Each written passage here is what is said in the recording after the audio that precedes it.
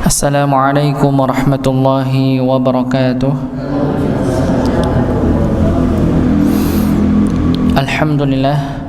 Alhamdulillahi nahmaduhu wa nasta'inuhu wa nastaghfiruh wa na'udzu billahi min shururi anfusina wa min sayyiati a'malina.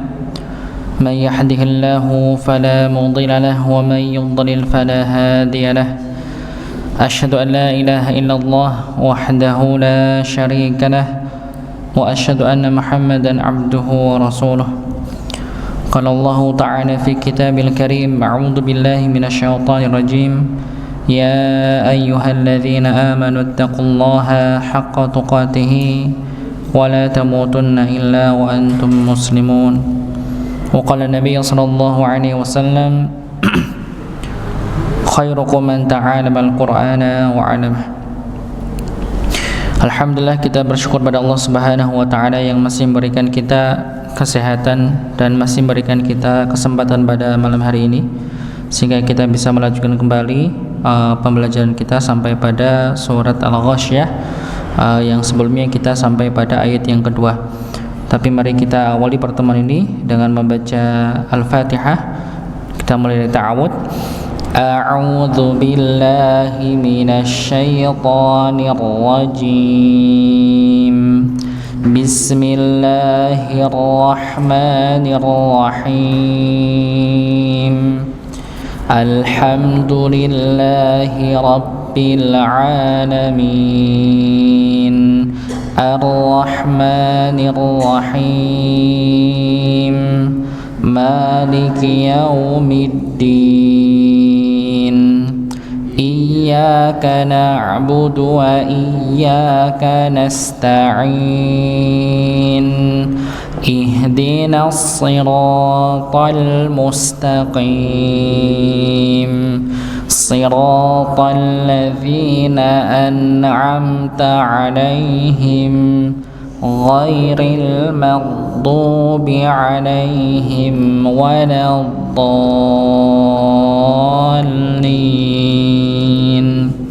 Amin.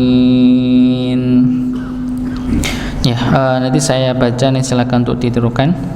Bismillahirrahmanirrahim. Silakan.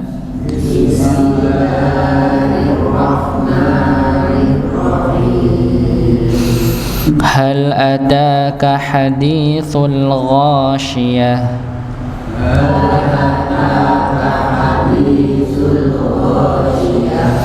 Wujuhun yawmaidin khashi'ah.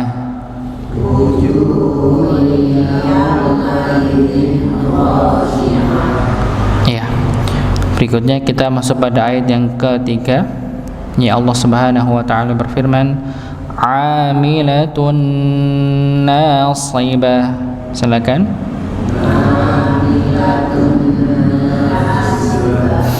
Amilatun nasibah.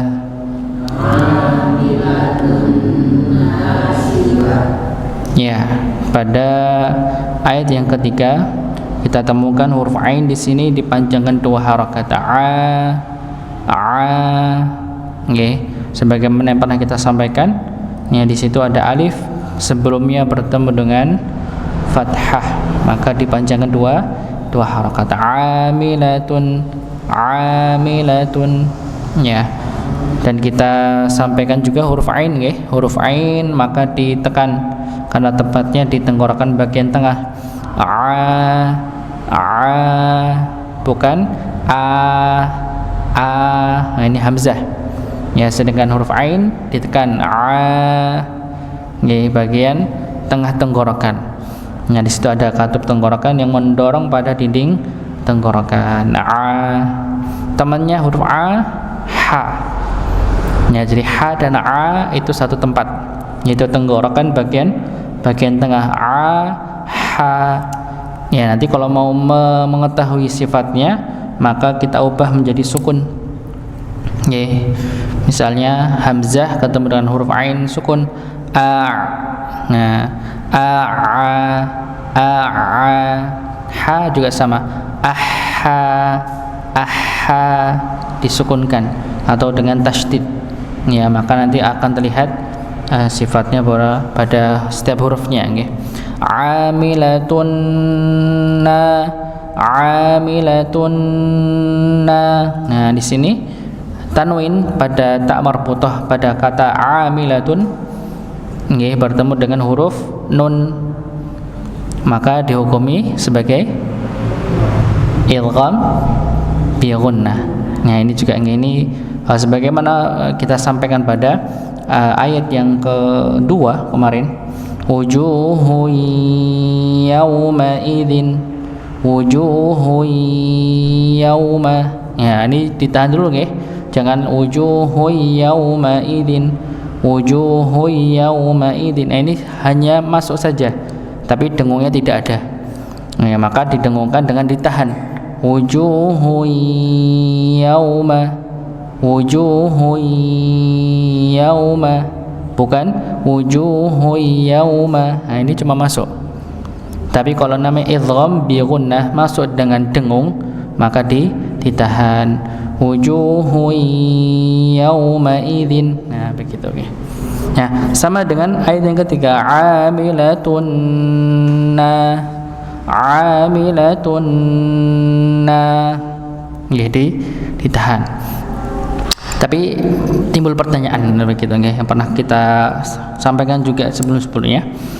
Kenapa pada ya tidak ada tasydidnya sedangkan pada na ada tasydidnya? Dua-duanya dihukumi idgham bi gunnah. Kalau di mushaf Indonesia dua-duanya ada tasydid. Ya mau nun ada tasydid. Tapi kalau di Quran yang kita gunakan ini, ya mushaf Madinah, maka yang diberi hanya nun saja dan ya tidak. Ya, jadi kalau misalnya kita sebutkan karena itu kebingkungan itu ada 4, begitu ya. Jadi kalau tanwin mau kasrah tanwin, dhammah tanwin dan nun sukun nih bertemu dengan huruf 4 huruf nggih, ya, nun, mim, waw, ada 4. Ya, atau disebut yanmu nggih, yanmu, ya, nun, mim, waw. Coba kita perjelas tulisannya.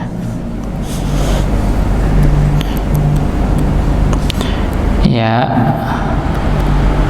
nun, mim, waw. Nah, di sini kalau misalnya ibu-ibu biasa membaca mushaf Madinah, maka biasanya yang dikasih tasydid sama huruf nun dan mim saja.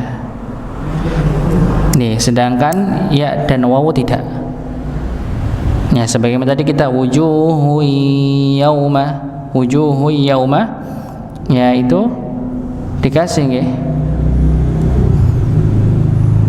Ya, di ayat yang apa namanya ini? Yang pertama, yang kedua.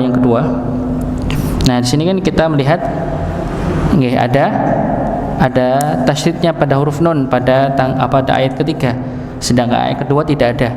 Padahal sama-sama idgham bi gunnah. Nggih. Kalau di mushaf Madinah semuanya mushaf Indonesia semua huruf dikasih tasydid. Tapi kalau di sini tidak, dikarenakan memang ada alasannya. Ya, ada alasannya. Jadi kalau pada huruf ya dan wawu itu tidak diberi tasydid dikarenakan ya karena ketika kita memasukkan huruf ya dan mim itu bukan hanya keluar dari hidung saja sebagaimana nun dan mim. Kayak seperti tadi kita baca wujuhu keluar dari hidung dan mulut. Nggih. Tapi kalau sudah masuk nun dan mim maka hidungnya yang keluar. Nggih. Amilatun. Nah, di hidung semuanya. Ya, maka biasanya nanti kita akan temukan pada istilah tajwid, maka nun dan mim ini adalah idgham kamil. Jadi dia masuk dengan seluruhnya. Ya, masuk dengan seluruhnya. Sedangkan ya dan wawu itu idgham naqis, jadi hanya sebagian saja. Jadi keluar hidung dan mulut dua-duanya keluar. Wujuhui, ya ini suaranya keluar di hidung mulut juga. Wujuhui ya. Nah, begitu nggih. Tapi kalau masuk nun enggak terlibat dengan bibir. Dia keluar di hidung. Amilatun, hidung semua. Jadi masuknya maksimal. Jadi idghamnya ya masuknya dengan sempurna. Ya makanya kalau di mushaf mushaf Madinah biasanya dibedakan biar kita tahu, oh di sini idgham kamil, satunya idgham naqis. Jadi dengan sempurna, satunya kurang. Kalau di mushaf Madinah mushaf Indonesia itu semuanya dikasih tasydid. Mau ya, mau nun, mim atau wawu semuanya diberi tasydid sebagai tanda bahwa itu idgham. Nah, begitu. Walaupun tidak disampaikan secara detailnya pembagian itu, tapi intinya itu adalah idgham bi gunnah, begitu. Jadi dikasih tasydid semuanya sebagai tanda bahwa itu masuk pada huruf yang dimaksud, begitu nggih. Seperti wujuhui, pastinya ada tasydidnya situ, ada tasydidnya nggih, ada tasydidnya. Ini sebagai contoh nggih ya. Kita ulangi lagi ya, nanti silakan ditirukan. Amilatun nasibah, silakan.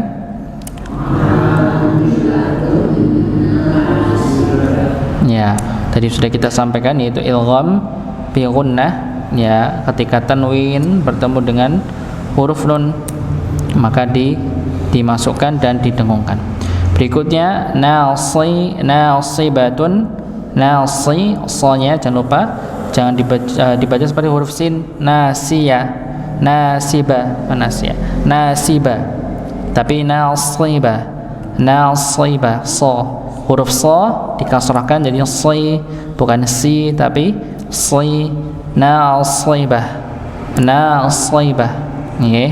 Jadi dibaca dengan tebal, nasibah, nggih, huruf so ya, bukan huruf sin. Ada sebagian yang bacanya amilatun nasibah, harusnya nasibah,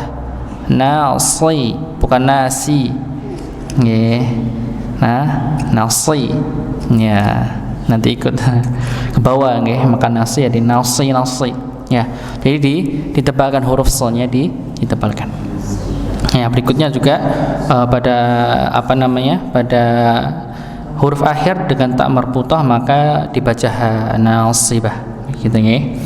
Ya, berikutnya ayat yang keempat, tasla naran hamiyah. Silakan.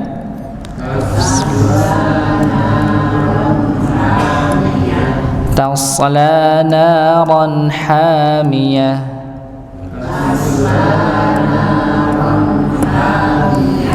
Ya, tasla. Ya, di sini sekali lagi kita menemukan huruf so dengan sukun, maka bukan dibaca tasla tapi tasla. Tasla. Jangan sampai taknya ikut tebal. Ya, sering banyak tosla. Harusnya tasla. Nah, begitu ya. Ya, jadi sering terjadi ketika memasuki huruf tebal, huruf sebelumnya yang tipis dibaca tebal, begitu nih. Kayak pernah kita sebutkan kayak lafaz Allah saja, begitu ya. Allahu, Allah ya, begitu nih. Harusnya Allah ya. Wallahu dibaca harusnya wallah, bukan wallah tapi wallah kan, begitu. Sama tasla, bukan tos tapi tasla, begitu nggih. Jadi kadang mengikuti nggih huruf tebalnya, harusnya tipis dibaca tebal, begitu nggih. Karena memang di dalam Al-Qur'an, dalam bacaan Al-Qur'an kita, huruf-huruf tebal hanya 7 huruf saja. Okay, selainnya dibaca tipis. Membedakannya bagaimana? Membedakannya adalah kalau tebal diangkat pangkal lidahnya untuk menebalkan. So, do, gho, kho.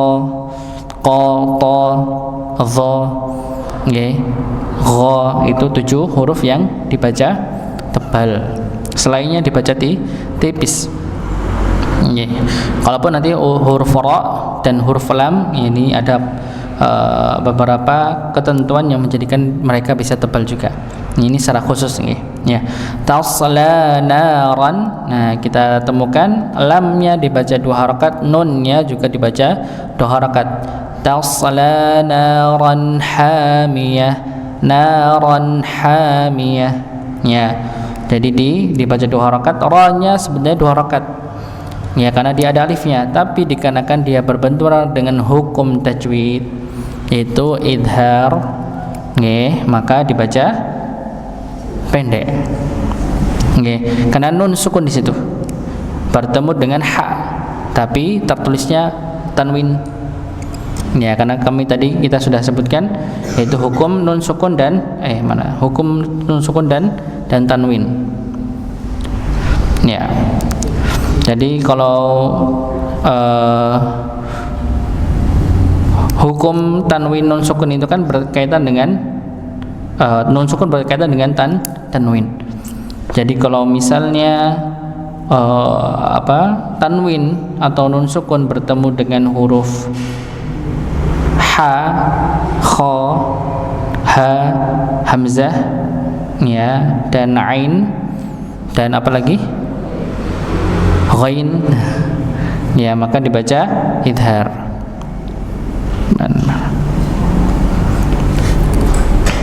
Ya, di sini bertemu dengan ha, ya, maka dibaca idhar. Tasla naran hamiyah, ya, jadi dia dibaca 1 harakat saja. Ya, karena di sini ada hukum tajwid yang bernama idhar. Jadi kalau huruf idhar ini ada 6. Kalau kita urutkan dari posisi tempat keluarnya, ya, dari atas misalnya, ya, tenggorokan dibagi menjadi 3. Ya, jadi bagian atas itu ada huruf kha, huruf gha. Ya, bawahnya lagi tenggorokan bagian tengah huruf ha dan ain. Ya, paling bawah huruf hamzah dan ha. Ya, ini huruf-huruf yang dibaca dengan jelas sebagaimana pada contoh ayat yang keempat, tasla naran hamiyah. Ya, tasla naran hamiyah, naran hamiyah. Ya, ini dibaca jelas walaupun sekali lagi kami sebutkan di sini, ya, ada sifat yang harus kita penuhi yaitu nun sukun pada huruf ra dan tanwinnya. Karena sekali lagi namanya nun sukun, ya, berkaitan dengan tanwin berkaitan dengan nun sukun. Jadi pernah kita sampaikan, nggih. Kita mengulang yang pernah kita sampaikan, yaitu ketika kita membaca huruf hamzah dengan tanwin dibaca an, sama dengan hamzah dengan nun sukun dibaca an, sama, begitu, nggih. Dan tanwin berkaitan dengan nun sukun. Jadi naran, ran-nya itu ada nun sukunnya, maka tetap ada sifat yang harus dipenuhi pada huruf nun, yaitu sifat baniyah atau tawassut, sedikit mengalir sedikit, ya, jadi tidak seakan-akan terputus pada pelafatan ini. Jadi tasla naran ha, bukan naran ha, tapi naran hamiyah, dialirkan sedikit, begitu, nggih, sedikit saja. Ya. Berikutnya kita masuk pada ayat yang kelima. Ya. Tusqa min ainin aniyah. Silakan.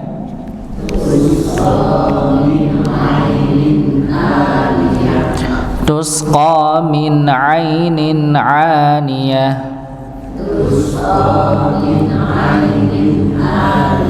Ya, di sini kita temukan tusqa. Ya, sekali lagi kita temukan di sini huruf ta-nya dengan dhammah. Ya, maka sekali lagi ketika masuk pada huruf sukun jangan dimonyongkan sampai pada qaf. tusqa, tapi ditarik lagi nggih. Tusqa. Nggih, jadi biar sinnya tipis. Tusqa baru. Tusqa. Tapi beda misalnya ketika kita mendapati qafnya juga dhammah. Maka sekalikan aja nggak masalah. Tusqu misalnya gitu nggak masalah begitu. Walaupun ada sebagian yang dikembalikan lagi untuk menipiskan huruf sinnya. Tusqu misalnya tusqu. Ya, misalnya begitu ya contoh. Ya. Untuk menipiskan huruf sin. Tapi di sini kita dapati qafnya ya fathah begitu ya. Dan sekali lagi huruf sin ini dialirkan tusqa. Jadi dialirkannya sin bukan dalam keadaan dimonyongkan tusqa, tapi ditarik tusqa. Nggih, begitu nggih. Ini lebih insyaallah lebih tepatnya seperti itu cara bacanya nggih. Tusqa. Jadi ditarik terlebih dahulu pada pelafatan huruf sin, baru qafnya dibaca. Ya. Kalau ini insyaallah lebih mudah karena huruf sin tipis nggih. Jadi kalau beda nanti ketika dia bertemu dengan huruf tebal maka tetap harus ditebalkan walaupun dalam keadaan sukun. Tusqa, qa-nya dibaca 2 harakat. Nggih. Dibaca 2 harakat. Bertemu dengan alif kondisinya bengkong. Ya, sama. Alif bengkong bertemu dengan fathah maka dibaca 2 harakat. Tusqa min. Ya, tusqa min. Minnya ini juga sama seperti naran. Nun sukun ketemu huruf ain maka dibaca jelas min ainin ya, min ainin. Tusqa min ainin aniyah maka dibaca dengan idhar ya. Ainin ya, di sini ada ya sukun.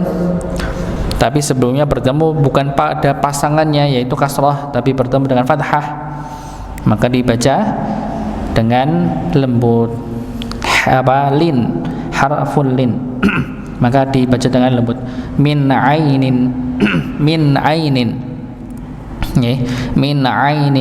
Maka dibaca dengan lembut. Ada hukumnya di sini nggih, tetap ada hukumnya. Berikutnya ainin. Nah, ini sama juga idhar, tanwin bertemu dengan hamzah. Bertemu dengan hamzah maka dibaca idhar. Aniyah dibaca dengan sukun menjadi ha. Kita praktekkan sekali lagi. Tusqa min ainin aniyah. Silakan. Tusqa min ainin aniyah. Tusqa min ainin aniyah.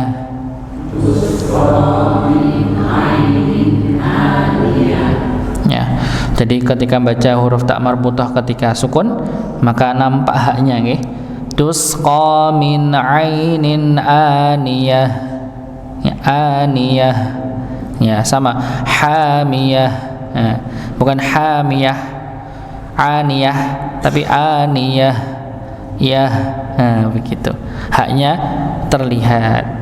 Karena memang hak itu punya huruf hak itu ada sifat yang nempel tapi harus dihilangkan namanya khofa pada huruf hak begitu istilahnya. Ini istilahnya ya. Berikutnya kita masuk pada ayat yang ke-6 ya. Laisa lahum ta'amun illa min dhari'. Silakan.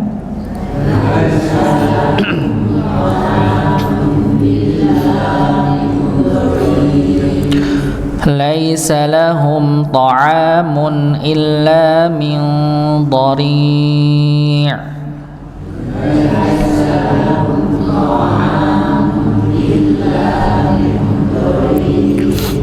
Ya, laisa sama seperti ainin dibaca harfulin dilembutkan laisa.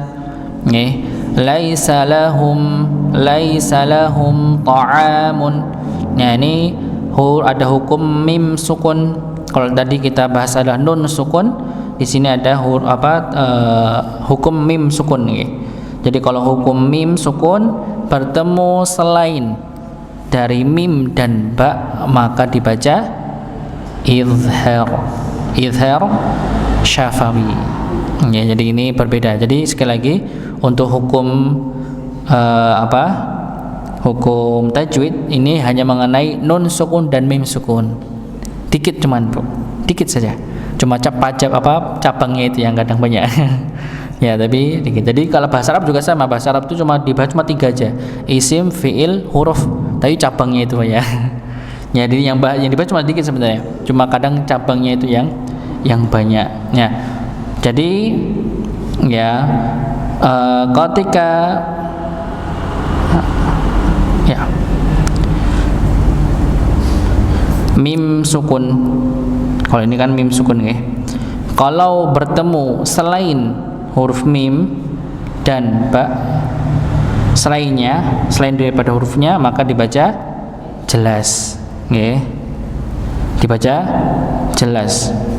Kalau kecuali mim dan ba, jadi huruf 29 huruf ini ya, ketemu selain dari mim dan ba maka dibaca idhar, jelas. Jadi kalau mim ketemu mim idgham mimi, pernah nggih. Mim sukun ketemu ba ikhfa syafawi. Nah, begitu. Tapi kalau selain ba dan mim maka dibaca idhar. Maka pada ayat yang ke-6 ini laisa lahum ta'amun, humnya di sini mim sukun ketemu huruf ta, maka ta ini bukan termasuk ba dan mim, maka dibaca idhar. Begitu nggih. Maka kurang tepat ya, atau kita bisa katakan salah ketika kita misalnya baca laisa lahum ta'amun. Nah,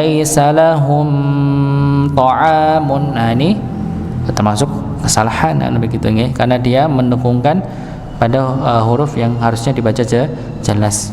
Ya, laisa lahum ta'amun, sama mim sukun di sini sama sifatnya seperti nun sukun, maka jangan terpotong, tetap dialihkan sedikit nggih. Laisa lahum ta'amun, laisa lahum ta'amun, hum nggih, dialirkan sedikit, jangan terpotong. Ya, berikutnya ta'amun illa. Nggih, ta'amun illa sama seperti yang kita tadi sudah kita jelaskan ya, yaitu tanwin bertemu dengan hamzah maka dibaca jelas juga idhar. Kalau tadi kita sebut idhar syafawi secara istilah penamaannya ya, lahum ta'amun idhar syafawi. Kalau ta'amun illa idhar halqi. Idhar halqi adalah idhar yang bertemu dengan huruf-huruf tenggorokan. Huruf tenggorokan yang tadi kita sebutkan ya, dari awal tadi kha dan gha, bawahnya ain dan ha, bawahnya lagi hamzah dan ha. Ini huruf-huruf tenggorokan, maka disebut halqi karena halqun itu tenggorokan. Okay, artinya tenggorokan. Ya. Maka dibaca jelas. Laisa lahum ta'amun illa min illa, ini nggih. Untuk setiap huruf secara umum nggih. Secara umum ketika ada huruf yang bertasydid kecuali nun dan mim maka dihentakan. Illa begitu nggih. Maka jangan dibaca panjang. Laisa lahum ta'amun illa, bukan illa tapi illa, bukan illa. Ini kalau illa ini kepanjangan, yaitu kepanjangan. Jadi istilahnya namanya tamtid itu tawilul zaman, jadi kayak memanjangkan waktu, durasi masuk pada tasydid illa. Nah, begitu ya, maka ini kurang tepat nih, jadi dihentakan illa, bukan illa ya, bukan illa tapi illa, begitu ya. Berikutnya min dharik, ini nun sukun ketemu huruf dha maka dibaca ikhfa. Kalau nun sukun ikhfa haqiqi namanya ya, kalau nun sukun. Tapi kalau mim sukun ikhfanya seperti tadi kita lihat nggih, Yaitu mim sukun ketemu ba, ikhfa juga. Tapi ikhfanya ikhfa syafawi. Tapi kalau nun sukun ketemu huruf-huruf tertentu yang 15 itu, maka dibaca disebut ikhfa hakiki. Ya, min dha. Nah, ini dibaca ang tidak masalah. Karena dia huruf tebal ketemunya. Ya, laisa lahum ta'amun illa min dhari'. Min dha. Ya, karena huruf dha-nya kan tebal, otomatis kan terangkatnya pangkal lidah hampir menutupi tenggorokan, jadi kayak eng jadinya. Kayak min dha. Berbeda ketika bertemu dengan huruf sin dan fa dan lainnya yang huruf-hurufnya dibaca tipis, maka tidak menutupi tenggorokan, jadi tidak baca ang, tidak sampai dibaca ang begitu. Kayak kemarin ada nggak di sini? Belum ya? Ya, begitu ya. Kita ulang sekali lagi. Laisa lahum ta'amun illa min dhari'. Silakan.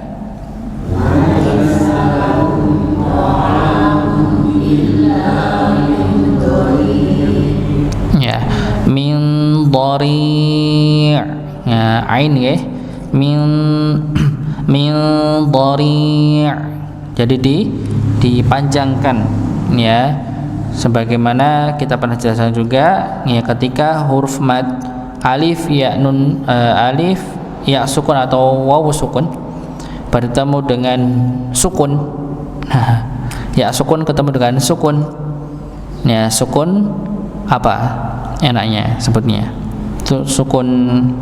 Sukun yang muncul dikarenakan waqaf. Coba kita tuliskan di sini ya. Jadi kalau kita sebutkan dhari',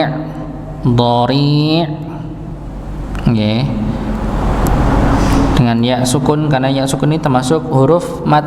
Huruf mad ada tiga nggih, alif, ya sukun, wawu sukun. Ini huruf mad. Nggih.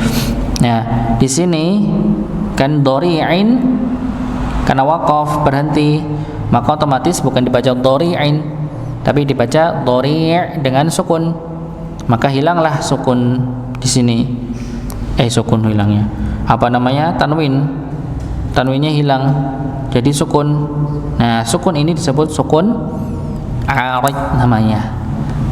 Kalau sukun yang ya ini sukun asli. Ini sukun arid. Ya, mudah-mudahan bisa dipahami ya. Ya, kenapa kalau bilang asli? Karena sejak awal dia sukun. Ya, ini sejak awal sukun, jadi asli dia sejak awal. Tapi kalau ini sukun arid muncul karena awalnya dia tanwin sebenarnya. Tapi karena dia penyebabnya ada waqaf, muncullah sukun. Maka disebut sukun arid namanya. Jadi dihukum panjang ketika ada ya sukun, salah satu dari huruf-huruf huruf mad bertemu dengan sukun arid ini. Jadi kalau bukan bertemu dengan sukun arid nggak dipanjangkan, tapi kan bertemu sukun arid maka dipanjangkan. Jadi kalau misalnya bertemu dengan sukun asli itu beda lagi hukumnya nanti. Hukumnya mad lazim. Kalau ini mad arid li sukun maksudnya begitu nggih. Ya, mudah-mudahan tidak dipusingkan dengan istilah nggih. Ya, ini istilah ini untuk memudahkan kita sebenarnya. Ya, jadi dibaca panjang. Berapa panjangnya? 2 harakat, 4 atau 6 harakat. Jadi boleh panjang 2, boleh 4, boleh 6. Begitu nggih. Pada panjangan laisa lahum ta'amun illa min dhari'.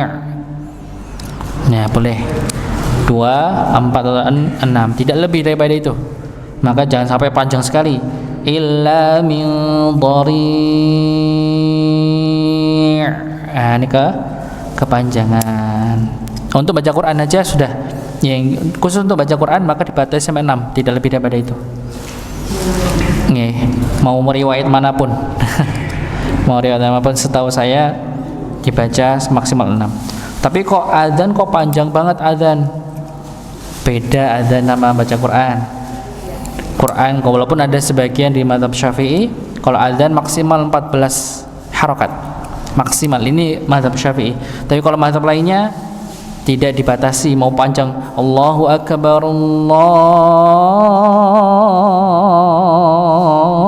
Akbar nggak apa-apa, boleh ya, karena ini bukan termasuk Al-Quran ya. Tapi kalau Al-Quran dibatasi, makanya banyak para ulama tajwid khususnya memberikan masukan kepada qari' maqamat ya, ketika memanjangkan lebih daripada 6 harakat, maka ini diwanti-wanti ya, walaupun memang kami pun lebih condong kepada yang membolehkan ya, ketika tidak keluar dari kaidah tajwid khususnya, walaupun ada yang sama sekali nggak boleh begitu, ada begitu nggih, untuk menjaga ya, untuk menjaga keautentikan Al-Quran ya, begitu nggih. Kita masih nggih, kita ulang dulu nggih, kita ulang dari awal, dari ayat pertama sampai dengan ayat ke-6 ya. Silakan nanti tirukan. Bismillahirrahmanirrahim. Silakan.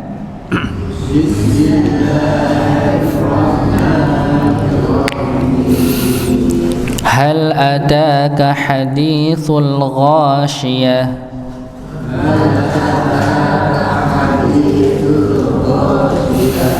Wujuhun yawmaidhin khashi'ah.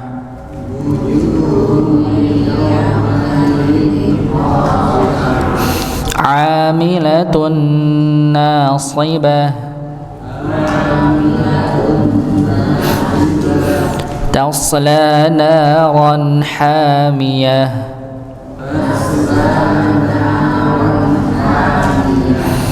Tusqa min ainin aniyah.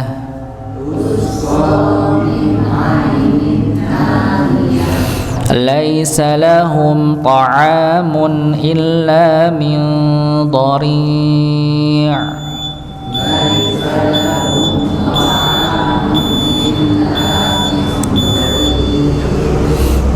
Mungkin cukup ini yang bisa kami sampaikan. Mohon maaf jika ada yang kurang dari apa yang kami sampaikan. Kita tutup dengan doa kafaratul majelis. Subhanakallahumma wa bihamdika asyhadu an la ilaha illa anta astaghfiruka wa atubu ilaik. Assalamualaikum warahmatullahi wabarakatuh.